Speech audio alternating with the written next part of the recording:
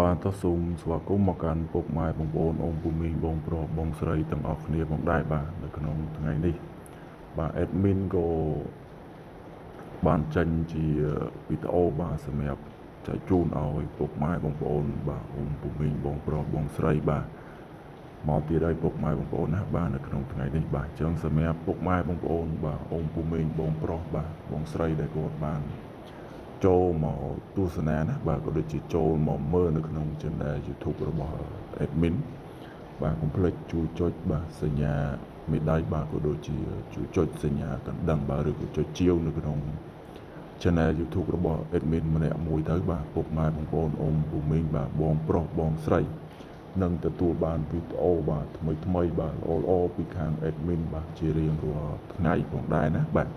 អញ្ចឹងសម្រាប់ពុកម៉ែបងប្អូនអូនពូមីងបងប្រុសបងស្រីបាទដែលគាត់បានជាវនៅក្នុងchannel YouTube របស់ admin បាទរាល់តែពេល admin ផុសវីដេអូទៅគឺនឹងលោតចូលទៅពុកម៉ែបងប្អូនអូនពូមីងបងប្រុសបងស្រីមុនគេណាបាទអញ្ចឹង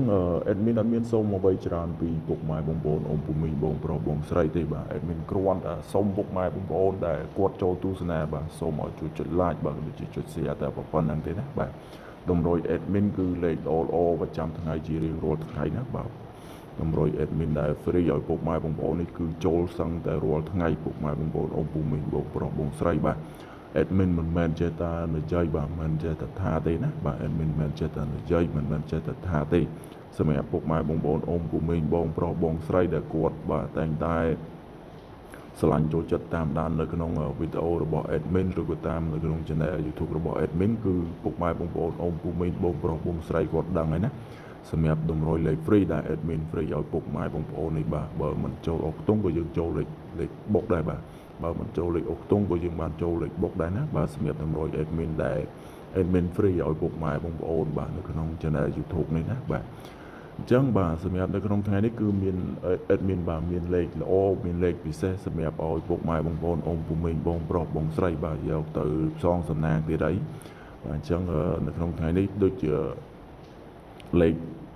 យើងមានតែ2ខ្ទង់ដដែលទេបាទលេខដែល admin free ឲ្យពុកម៉ែបងប្អូននេះគឺយើងមានតែ2ខ្ទង់ហើយសម្រាប់2លេខគឺយើងមានតែ2គ្រាប់ដដែលទេបាទអត់មានផ្លាស់ប្ដូរទៅណាទេសម្រាប់តែ admin free ឲ្យពុកម៉ែបងប្អូននេះបាទ3លេខក៏យើងមានតែ